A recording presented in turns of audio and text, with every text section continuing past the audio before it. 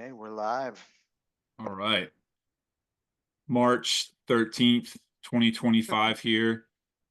And Nick and I were chatting around the office earlier this week amidst the last 2 weeks of market volatility. And we thought it might be a good idea to jump on here and share some of the things that we're talking to a lot of our clients about that have been concerned with some of the volatility.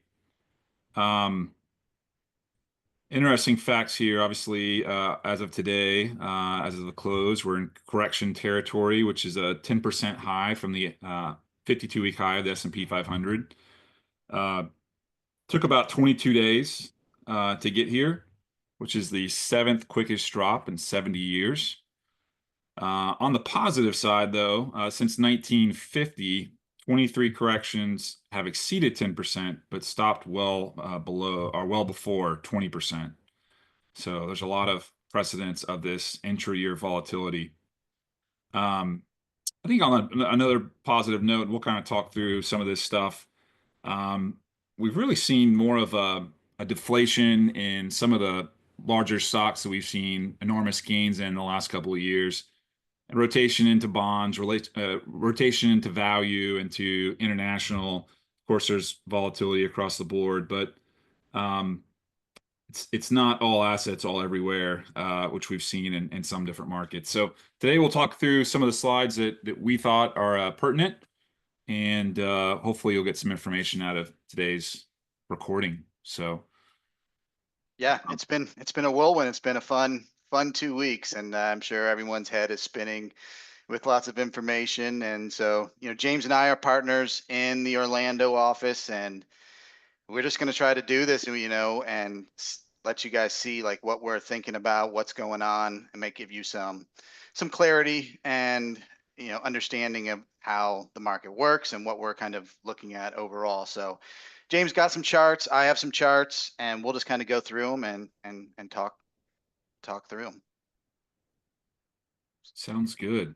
So let me share my screen. I don't think I'm doing that. See, I'm already a novice at this. Yeah, I need Federico. All right. You see my screen? yeah, I can see that. Let's go back to the top here, and I think it's good to think about perspective. Maybe zoom out a little bit here.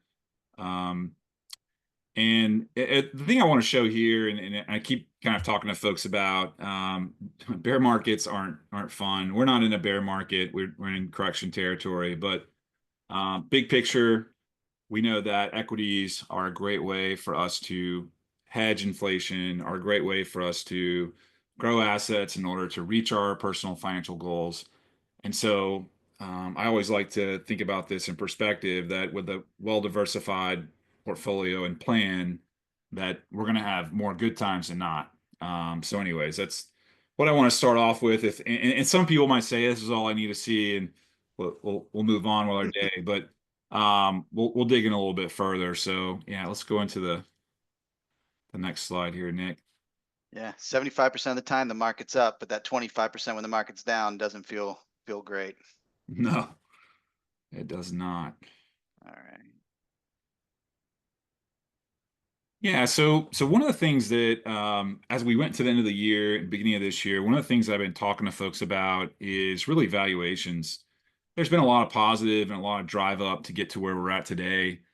Obviously, innovations and new technologies have pushed us to where we are today.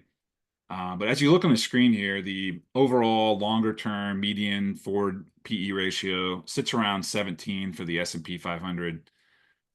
If you look at one standard deviation up or down from that, that kind of gives you an idea in that light blue line there, what may be under or overvalued. And so we've been in for more than a year or so, an area that would be deemed as potentially overvalued. Um, but it's interesting when you look at and kind of peel back the onion on this. Um, the top seven companies are driving a big portion of it. The top seven companies have had the higher returns in the last 2 years, and in return, they also have higher valuations. But I look at this a little differently than we would like in the tech bubble in the early 2000s, in that a lot of those companies were companies with, you know, ghost balance sheets, you know, non obsolete, cash flows and so on and so forth. They were just websites with a hope and a dream. And today, a lot of these big companies with these higher valuations have huge balance sheets, huge cash flows, and the amount of capex they're spending for the future is enormous. So, interesting to look at here. I don't know if you had any thoughts on this, Nick, on valuations.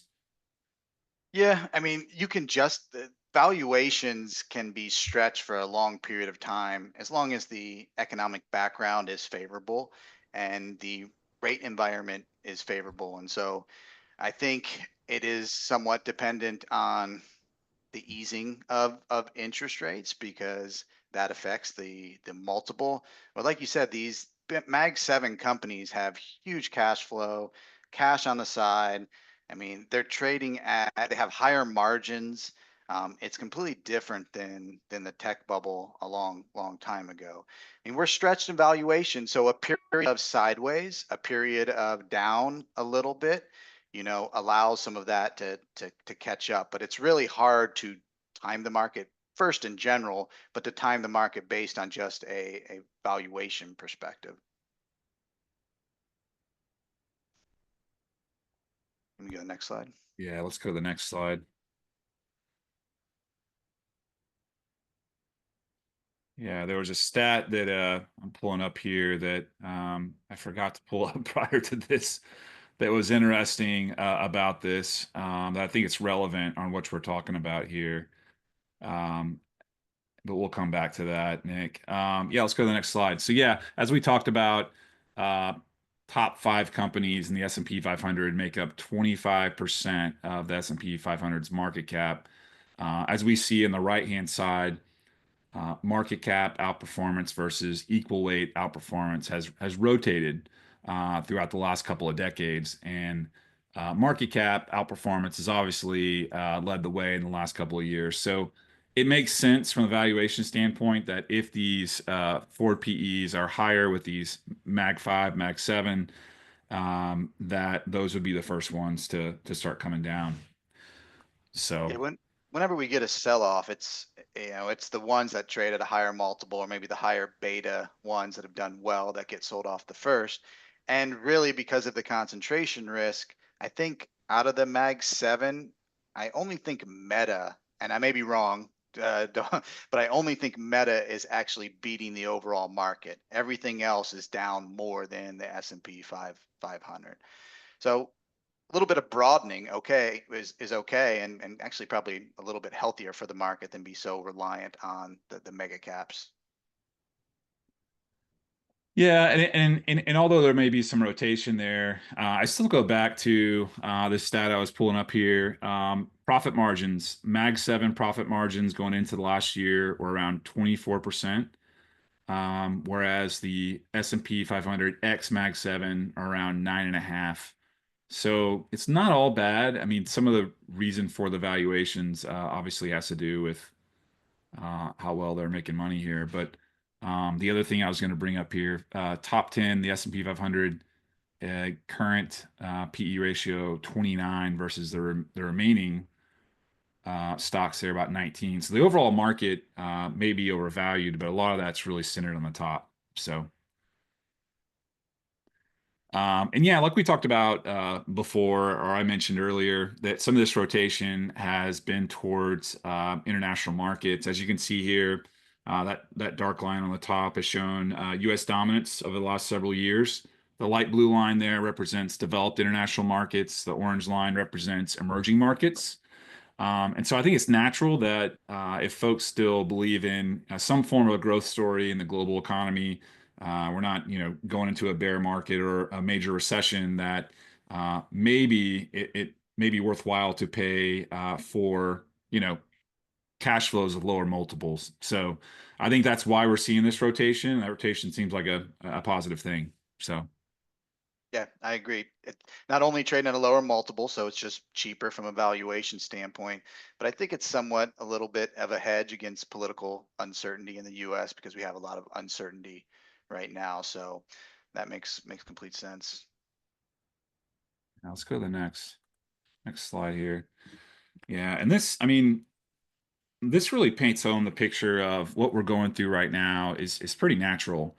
That top bar, for the most part, there, that is a calendar year return over the last 50 years. And what you'll see here, you mentioned this earlier, 3 out of every 4 years, the market's up. And most of the times, if you look at that dark line, when it's down, it's typically down pretty modestly.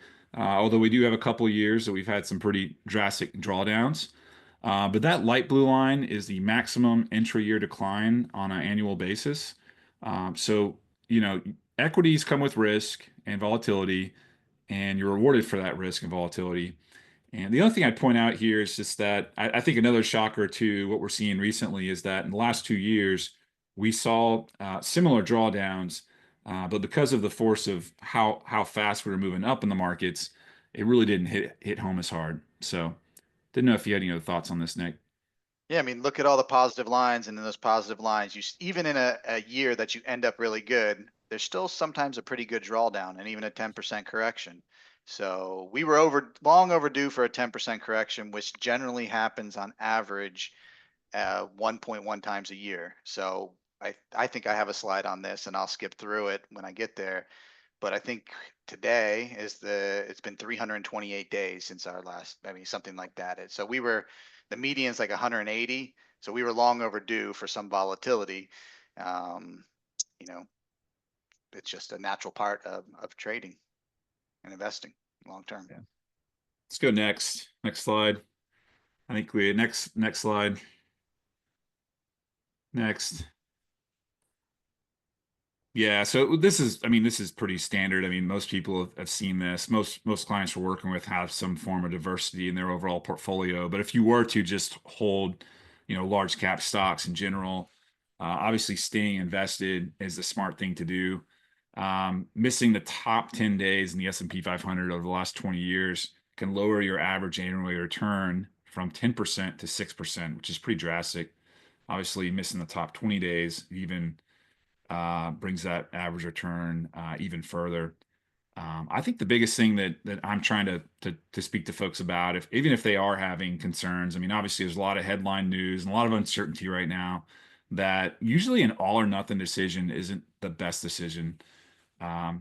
Instead of an all or nothing decision, maybe it's just sliding a little bit down the risk scale to lower some of that volatility.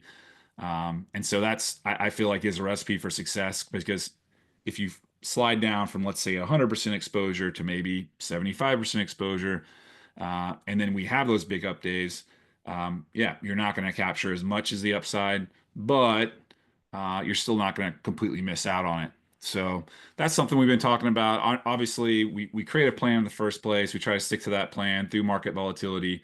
But if someone needs to pull back that risk, then I always feel like it's better to step down instead of totally pull out. For sure. You want to avoid the big mistake. And the big mistake can be trying to time the market too much. You sell off, then you have to time it getting back in. Let's say the market continue, we recover, then you buy back in, and then we have another correction. Like you've only done more damage than just kind of waiting things out. So it's better to make objective decisions than emotional decisions. But I know that it's really stressful right now. And what's the number one thing you hear like when the market's going down? I'll tell you what I hear. Number one thing I hear, it's the red. People don't like seeing the red. They're kind of psychologically opposed to it, right? It seems like it has a triple effect to the green they see on the upside. But Sure. that's really what I hear. Yeah, I hear this time's different, and every single time have a Yeah. correction, or every single time it's this time is different, and it is always different. But history is riddled with uncertainty, and time again, the market eventually recovers, and sometimes it's more serious, and sometimes it's not. But generally, it's just noise unless we actually go into a recession, and recessions don't last forever, and sometimes they're shallow. But you got to make sure that you don't make the wrong big decision, because that really can mess up a portfolio for a long period of time. Absolutely. Well, let Yeah, me let's go to the next slide here. Yeah, I think, Nick, I'm kind of colorblind. So what I see here though is if you go from left to right, I see green, right? That's what I see. And I think that that's really what we'd like our clients to see is, and I don't say it politically like a green party, but really just growth in the overall economy and investing in equities. And so something to consider. Obviously, there's other end of someone's viewpoints on the market, and we found ways to continue to make newer highs. And anyway, so having a perspective on this is important, despite there being volatility there. yeah, what I see is I wish my parents would have put $1,000 when I was born in 1979, and that would have been in a nice situation right now. But There you go. that's all right. Yeah, I mean, most of us have seen something like this as well, going from the left to the right, 100% stock, all the way down to 40% stock, with the opposite side of the portfolio being in bonds. Obviously, the more bonds we add to the portfolio, the less downside we have, but also the less overall potential average rate of return we can see over the long run. So, keeping in mind, plans are built in order to reach financial goals, and a lot of times those allocations are aligned with that. And so, by potentially going too conservative, you're uh, you're setting yourself up for potential inability to reach goals. The other thing I would say about this, Nick, is that these averages are pretty high, and probably forecast based on the last couple of years we've had would say that they're pretty optimistic. But I think overall correlation probably still stands by having diverse assets in the overall portfolio. Definitely. All right, so that's good stuff. High level. Mine will be a little bit more technical. Um, if anyone's seen some of the webinars in the past, you'll know sometimes I can get a little too far in the weeds. So I will try not to do that to you. But, just thinking about like what I wanted to talk about today and conversations I've had, you know, I want to talk obviously what's going on, but I do want to set the expectation that going into this year, there were other things besides the political uncertainty that we knew the market was going to be more volatile. Um, One thing is that our federal funds rate is at 4.25%. And this is a chart of the federal funds rate minus inflation. So our rate is still restrictive by about 2%. So it's a reasonably restrictive policy, more restrictive than other parts of the world. So we knew eventually that was going to put pressure on growth, the growth of the economy, which was okay for the economy to slow and the Fed to continue to cut interest rates. So we knew that kind of going into the year.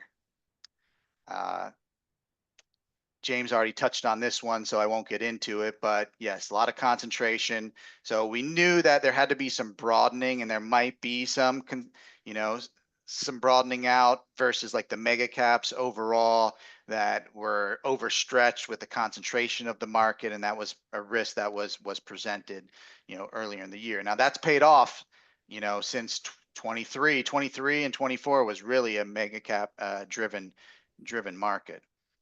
The third year of a bull market is usually positive, but choppy. And that's just normal psychology. When the market goes up so much in 2 years and the third year happens, doesn't mean we can't necessarily have a negative year, but you start to kind of doubt yourself because the market's moved up so much in a 2 year period of time. But bull markets can extend a lot longer than 2 years. And we're really coming out of that bear in 2022. And we were overdue for a correction, right? So these orange triangles are how long the S&P had without a correction, and this is about a month behind. So it's really like 358 days since the last correction. While normally we have a correction every 171 days, but for full history since 2015, we've had a correction every 289 days. So This chart will change after today. This little triangle, it'll be a little tiny triangle after this, but corrections are completely normal. It's been a fairly orderly sell-off, more of a rotation than anything. And the rotation has been out of high beta into low beta. But you got to be careful not to get too defensive, because when the correction bottoms out, the things that perform the worst are going to be your low beta. So like you don't want to get too defensive overall. So we have all that as a backdrop, and then you add something on top of that, which is this uncertainty. Trump has gone back and forth about tariffs pretty consistently, and we stay apolitical, but this kind of shows you that this is a policy uncertainty index. Uh, we are as uncertain as we were in the middle of COVID. And so that is creating a lot of stress on the market. And what do we do when there's uncertain situations? We reduce down risk. And I've used this analogy many times in my meetings. If you try to cross a street where there's a bunch of cars and you're uncertain your pass, you'll probably go down to the crosswalk and wait for the light to turn red and then cross the street. That's just a normal human interaction. When there's higher levels of uncertainty, risk comes off the table. And the tariffs really haven't gone into place as of yet. It's more been just kind of talk and conjecture, but that's souring some consumer sentiment. And that is souring probably some corporate sentiment as well, because they don't know where to put their spending. So there's some paralysis there. So that kind of puts a further effect on maybe the slowing. And there is some slowing going on. This is total personal consumption expenditures. And you can see every once in a while it goes negative, but it doesn't necessarily relate to a recession. The gray line here is our recessions. So usually it's multiple quarters of down spending, but every once in a while we'll get a down quarter in spending.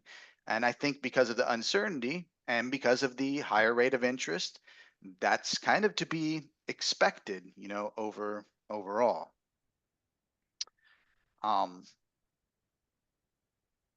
But on the positive side of things, so, those are some things that are going on right now. But on the positive side of things, what is good is credit is still free flowing. This is our credit conditions chart, and you can see we're well above. When it's above 50, that means kind of free flowing credit, and credit conditions are favorable. You can see in the gray, it gets very unfavorable or starts to go down pretty considerable. All the credit conditions are still favorable. And if we get more easing overall, that should help out things as well.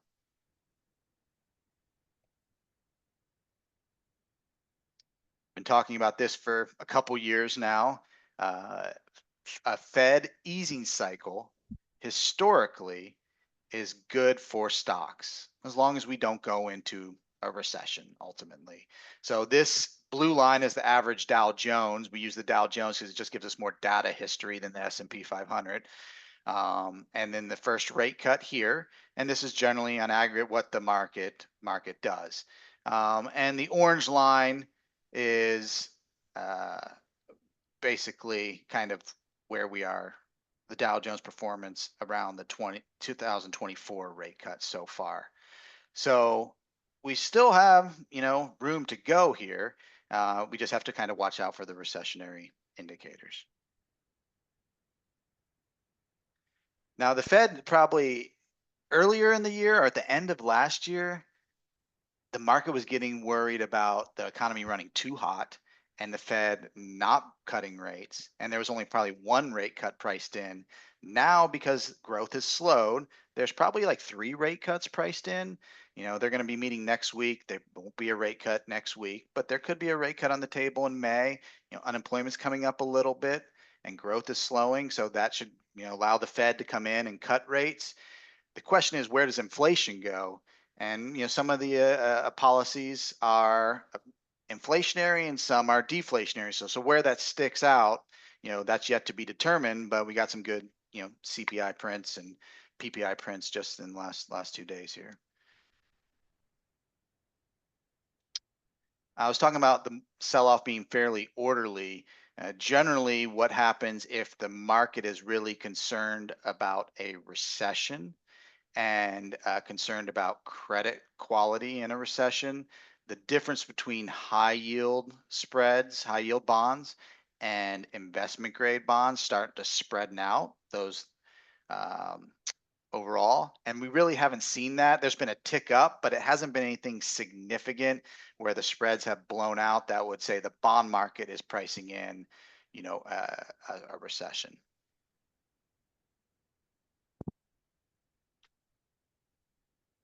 James, I know you like my charts here. Feel free to chime Yeah, in. I mean, I was gonna say, I had a couple comments here, just the around the consumption dropping there.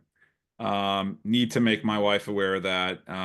She was not aware that personal consumption expenditures had dropped. Um, You know she's listening in the other room, so oh yeah, and then yeah, I mean, you have to dig yourself a hole to come out of. that's right. What's worth doing there, and then as it relates to the uncertainty index, I think if we could overlay that with the intraday tariff policy changes. There could be some correlation associated with that as well.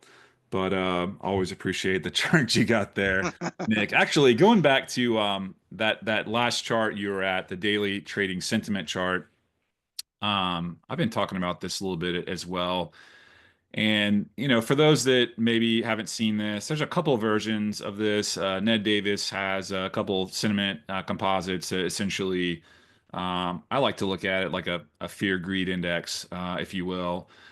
Maybe a mini daily Warren Buffett view of the market from a value perspective. Might be a little different than that. But what's really interesting about this is that print we have is, I mean, we haven't had at least a short-term oversold sentiment market like this since COVID. So, I mean, that drop has really brought out some negative feelings about the market and the uncertainty. So, anyways, I think that's a very interesting chart, and it either means that maybe we're in a short-term oversold and due for some kind of consolidation, or what else does it mean, Nick? What do you kind of see when you look at this? Yeah, I mean, basically, this is a complicated chart, but when pessimism is this low coming out of it, the average annual return is really significant. 1 year later, 26%. And when there's really high optimism, the average annual return is negative 5%. So this creates a base. You got to think about the psychological effect of this. When there's extreme pessimism, the people that wanted to sell have generally already sold, and then money just doesn't stay on the sidelines. Money's going to move back to some type of risk asset. So it acts as a shock absorber because it's going to kind of slowly get back into the market as it sees value. So this is on a short-term basis. The long-term sentiment is more in a neutral territory, so it hasn't gotten completely pessimistic. But historically, if you could just pick times to buy, it wouldn't be when everyone is optimistic. You would pick these inflection points overall, and it's pretty significant that we're as pessimistic on a short-term basis as a global pandemic overall. I think that sets up potentially for a nice rally. There's going to be, these things just don't go away overnight. Volatility, it's gonna move around. So even if we do get a rally, the people that maybe we're going to sell before, this their second chance to do it. So we usually go through a function of some kind of support is established, there's some rallies, and then there's a retest of that support. And then we look for different technical indicators like breadth thrust, and I won't get all that complicated, but that kind of confirms that we're all in the clear. Right now, we're just trying to put together 2 days of up days, which hasn't been easy to do in the last. I don't think we have done it in the last few weeks here overall. So this is a positive. There's about $1 trillion that will probably be bought back of company stock. And when company stock is lower, that might even be pushed up higher overall. So that might be a little bit of a support overall because companies are going to look like, well, what do we do with our extra cash flow? Are we going to pay it out in a dividend? Are we going to reduce down our debt? Well, if our company's on sale, we're just going to buy back our own company. So that could be helpful overall in stabilization. So these are basically agreements that the board and shareholders have given the company to basically go back and reduce the amount of stock out there. Is that kind of what that Yeah, and this looks is like? historical, but there is about $1 trillion on the books in terms of what is potentially should be net repurchases for the year. Yeah, I mean, could be some companies buying some stock at some lower prices for sure. Yeah. And generally when that kind of news comes out, it's positive for the stock prices. And then on a normal kind of cycle composite, we generally have a choppy February to March for like first year presidential election. This is like a 1 year, 10-year presidential election cycle, all those different things put into a cycle composite. But usually some of that volatility is alleviated towards April. I kind of expect some volatility until that point in time. There is going to be a little bit of a tax drain this year because the market was up so much. Taxes are going to be due, and that'll be a little bit of a drain on liquidity. But once we get past that, hopefully we have some more certainty on the tariffs, and that's not just conjecture back and forth. And maybe that'll level things out so we can have a nice advance. At least the cycle composite would be favorable at that point in time. So ultimately, I think this is mostly a sentiment-based correction, with the uncertainty kind of exacerbating the growth outlook. We're kind of doubting ourselves a couple years into the bull market, and we do see growth slowing, but we don't see it at the point of like a recession at this point in time. Um, a resolution in tariffs could result in kind of a quick bounce back, but the longer that kind of goes, that uncertainty goes, that the more damage that is occurred. Our base case for our firm is not a recession. We are kind of more neutral on the market than overweight on the market at this point in time. But ultimately, I think it goes back to what James was talking about. For all the clients that want to have it, and if you don't have it, we'll build a financial plan. Those financial plans are built on solid financial information. They're made to withstand market volatility, and they're made to withstand corrections and even bear markets. And so you have to, follow the process or trust the process for long-term success. You know, uh, it's hard when there's so much negative news. And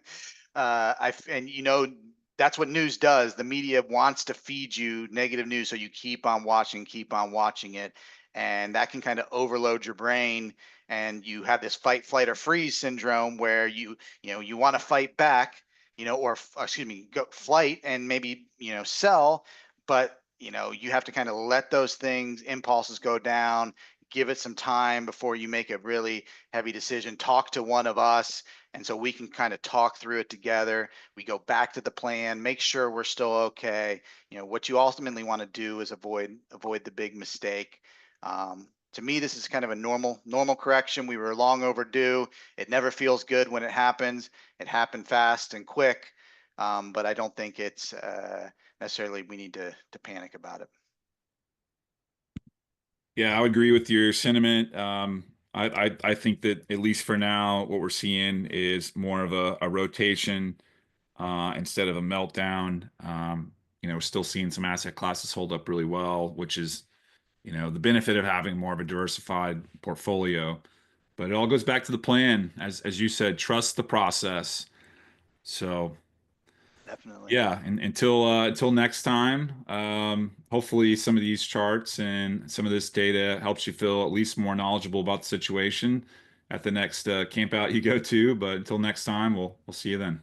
All right. Thank you.